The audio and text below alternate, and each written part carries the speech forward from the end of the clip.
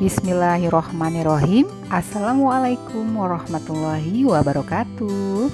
Bertemu kembali dalam HBL Bahasa Indonesia bersama siapa? Tentunya bersama Miss Rian. Hai P4, sehat-sehat semuanya ya. Oke, kali ini kita akan mempelajari materi tentang teks prosedur. Jadi simak baik-baik, kalian fokus, catat jika ada hal yang penting menurut kalian, lalu diskusi ya. Jangan lupa loh setelah ini kerjakan tugas dan submit di Google Classroom on time pastinya ya. Nah, di sini kita akan membahas nih materi tentang teks prosedur. Kenalan dulu. Nih, apa sih teks prosedur? Nah, teks prosedur itu adalah sebuah karya tulis berisi petunjuk teknis, misalnya untuk menyusun atau membuat atau melakukan sesuatu. Nah, itulah teks prosedur. Nah, itu ya. Nah, di dalam teks prosedur itu ada hal yang harus kita perhatikan. Apa saja? 1. Struktur. Yang kedua, ciri. Yang ketiga, ada kaidah kebahasaannya. Yuk, satu persatu kita akan bahas. Pertama, struktur teks prosedur. Pertama, ada judul pastinya ya. Membuat teks prosedur tentang apa judulnya? Lalu yang kedua, tujuannya untuk apa nih dibuat teks prosedur itu? Yang ketiga, alat dan bahan. Nah, ini alat dan bahannya apa saja? Kalian tulis. Lalu yang ketiga, nah ini langkah-langkahnya pastinya ya. Kemudian setelah kalian mengetahui apa sih struktur dari teks prosedur, maka kita akan membahas ciri teks prosedur. Nah, cirinya apa saja? Dalam ciri teks prosedur, pertama kita ini harus menuliskan langkah-langkah atau cara pembuatannya dengan jelas pastinya ya. Yang keduanya adalah kita harus menggunakan kalimat perintah dalam teks prosedur tersebut. Yang ketiga nih ya, jangan lupa pastinya kita harus menjelaskan dengan sangat detail atau rinci ya, agar informasi yang kalian jelaskan dapat dimengerti atau dipahami. Kemudian yang keempat ini menggunakan kata hubung. Nah, kata hubungnya seperti apa? Nanti kita akan bahas ya. Lalu yang kelima, nah di sini kita menggunakan kata kerja pastinya. Karena melakukan sesuatu, pastinya kata kerjanya apa saja nih. Oke, nah yang terakhir adalah menggunakan kata keterangan ya, yang sudah kita pelajari. Oke, nah coba di sini ada kaidah kebahasaan nih ya, maksudnya hal yang diperhatikan ya nih. Misalnya nomor 1 nih ya, perhatikan nih.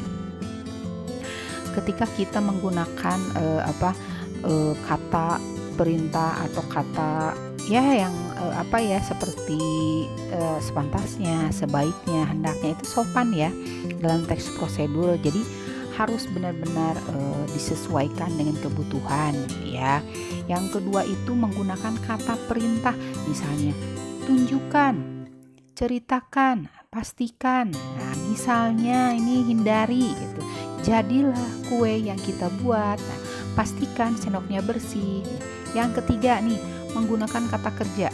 Nah, di sini kata kerja misalnya bungkus, membungkus, menyiram, memasak ya dalam teks prosedur. Kemudian yang keempat, menggunakan kata teknis, misalnya potonglah, guntinglah, bukalah dan sebagainya. Pokoknya berkaitan dengan topik bahasan ya. Kemudian yang kelima nih, menggunakan kata hubung, misalnya kemudian, setelah itu, berikutnya, selanjutnya. Nah, kemudian tuangkan air ke dalam gelas. Nah, seperti itu ya.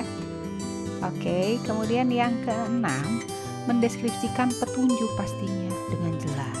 Nah, ini Miss Rian sajikan contoh teks prosedur.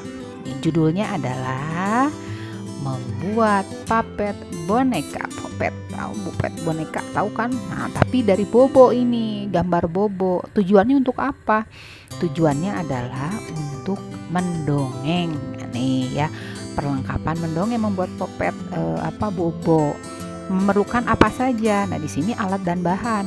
Ada lembaran gambar bobo, ada stik es krim, ada tusuk gigi, ada 4 lembar kertas karton, ada lem putih, lalu ada gunting. Nah, setelah kalian menentukan alat dan bahannya, maka kita akan membuat atau menyusun langkah-langkahnya.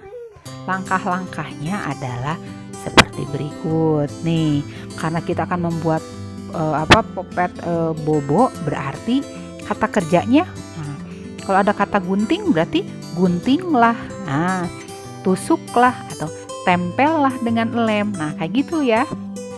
Nih, langkah-langkahnya. Olesi kertas karton, tempelkan. Nah, itu kan kata kerja ya, kata perintah juga. Guntinglah, nah itu teknis. Guntinglah semua gambar.